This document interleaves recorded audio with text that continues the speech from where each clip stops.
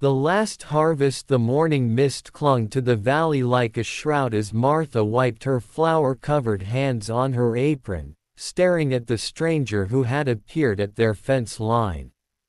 Her husband Jakob stood beside her, his weathered face creased with concern as he studied the shirtless man whose muscular frame seemed almost otherworldly against their simple farmstead. "Please," the stranger said, his voice hoarse and desperate. "I just need some food. Anything you can spare." Martha's heart ached at the sight of him. Even from a distance, she could see the hollowness in his eyes, the way his hands trembled slightly as he gripped the wooden fence post.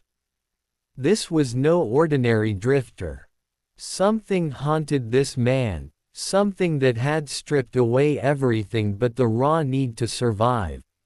Jacob's hand instinctively moved to the rifle propped against the porch railing, but Martha touched his arm gently. "Wait," she whispered. "Look at him, Jakob.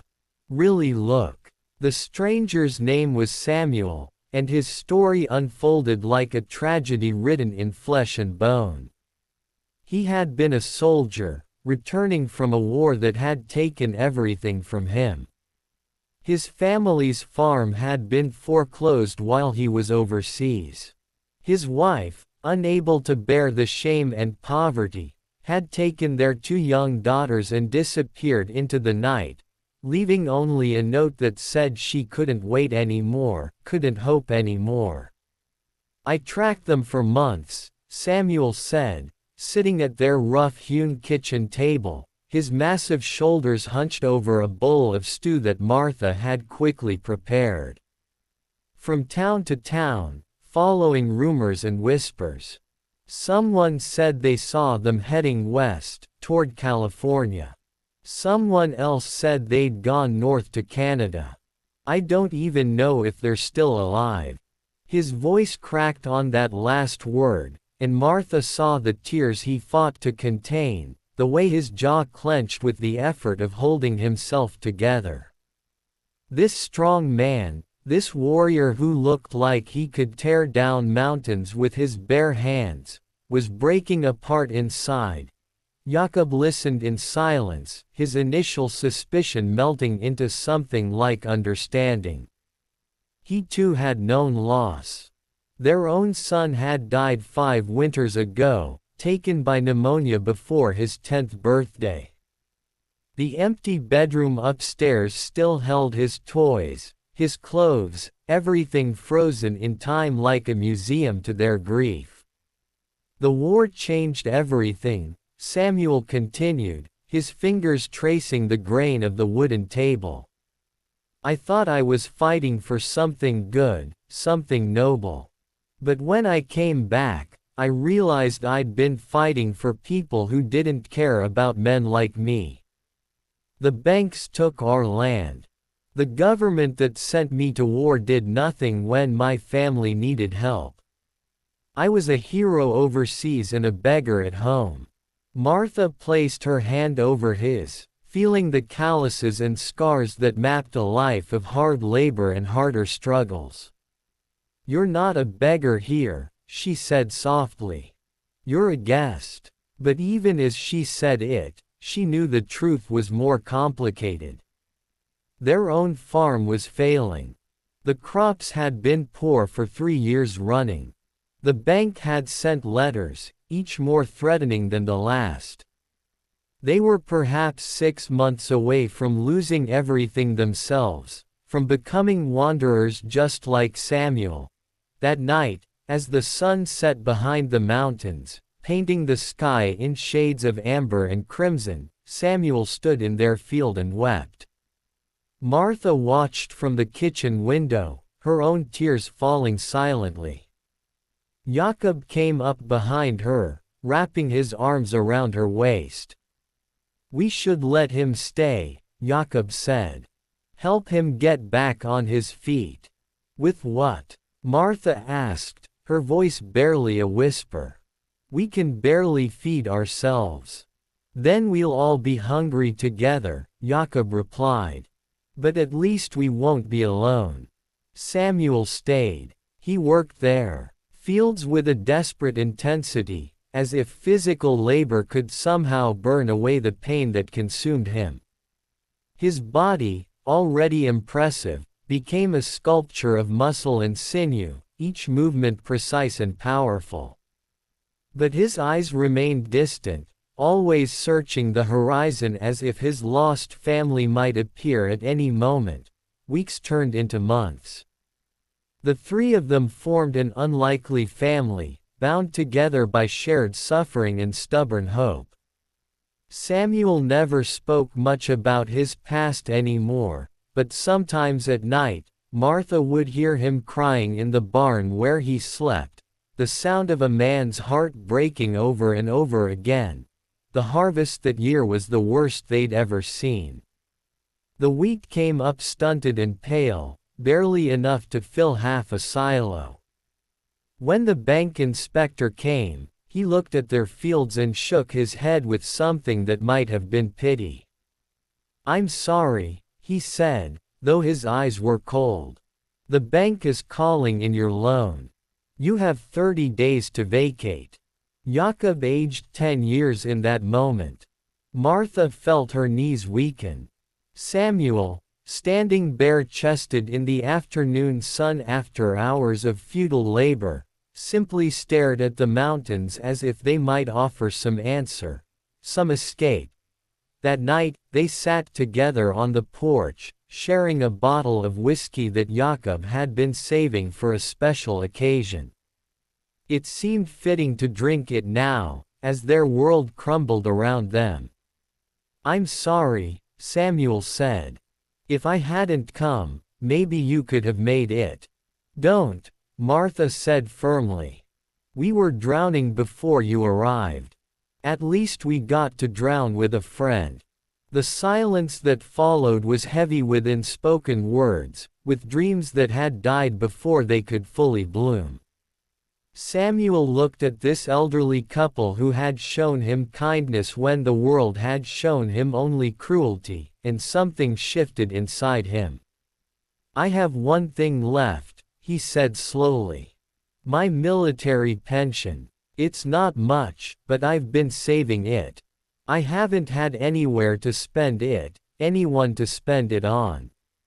"No," Jakob said immediately. "We can't." "You can," Samuel interrupted. "You will. It's enough to pay off the bank, maybe with a little left over. It won't save the farm long term, but it'll give you time. Time to find another way." Martha began to cry, and this time she didn't try to hide it. "What about finding your family? That money was supposed to help you search." Samuel smiled, and it was the saddest smile Martha had ever seen. "I think I need to accept that they're gone. Maybe not dead, but gone from my life. Some doors, once closed, don't open again. Maybe it's time I stopped chasing ghosts and started helping the living." The next morning, Samuel walked into town and withdrew his entire pension. He placed it in Jacob's hands, those work-hardened hands that trembled as they held more money than they'd seen in years. Jakob tried to refuse, tried to push it back, but Samuel was immovable as the mountains themselves. "This is my choice," Samuel said. "You gave me something more valuable than money. You gave me purpose when I had none. You gave me family when mine was lost. Let me give you this." They paid off the bank, and the inspector's shocked expression was almost worth the years of struggle. But everyone knew it was only a temporary reprieve. The farm was still failing. The land was still exhausted. They had bought time, nothing more. Samuel prepared to leave. He had done what he could, given what he had. Now it was time to move on, to find whatever came next for a man with nothing but his strength and his scars. Martha packed him food for the journey, more than they could afford to spare but less than she wanted to give. Jakob shook his hand, that firm grip between men who understood each other without need for words. "Where will you go?" Martha asked.